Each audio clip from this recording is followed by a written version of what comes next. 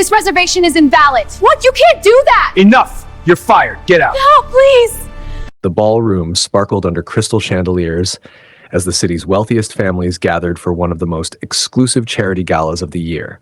Cameras flashed, champagne glasses clinked, and billionaires quietly discussed deals worth more than most people would earn in a lifetime.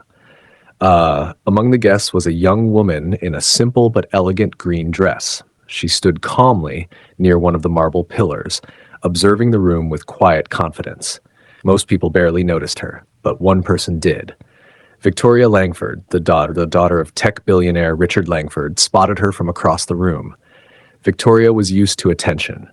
Growing up surrounded by luxury had made her believe the world revolved around her family's $8 billion empire. She walked over with a smug smile, her friends following behind. Victoria looked the woman up and down, clearly unimpressed. "Excuse me," she said loudly, making sure nearby guests could hear. "The servant area is in the back. Staff aren't supposed to mingle with guests." The room suddenly grew quieter as a few people turned their heads.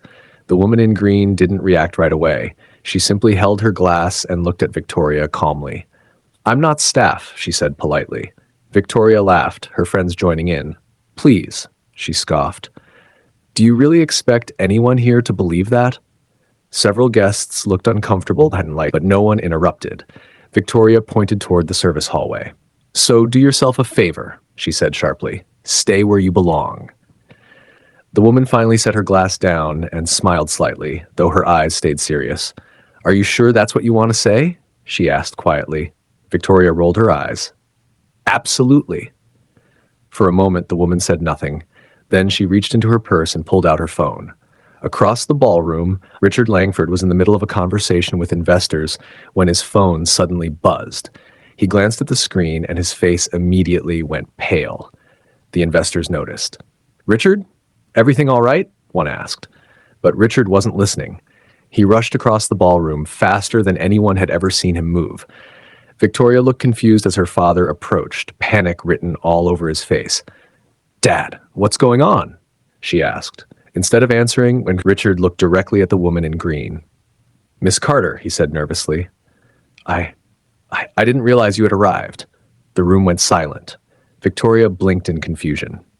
"You know her?" she asked.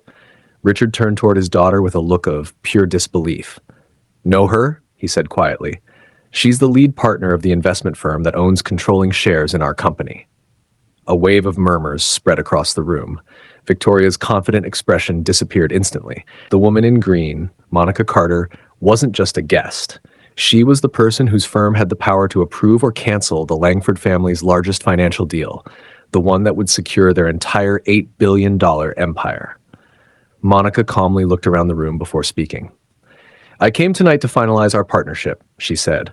"But after what just happened, I think my board will need to reconsider." Richard's face turned ghost white. "Please," he said quickly. "This is a misunderstanding." Monica gave a small, composed smile. "No," she replied. "It's a very clear understanding." She picked up her phone and typed a short message. Across the ballroom, several executives' phones buzzed at the exact same moment. Within minutes, whispers spread through the room. The Langford deal, the one worth billions, had just been pulled. Victoria stood frozen as the reality hit her.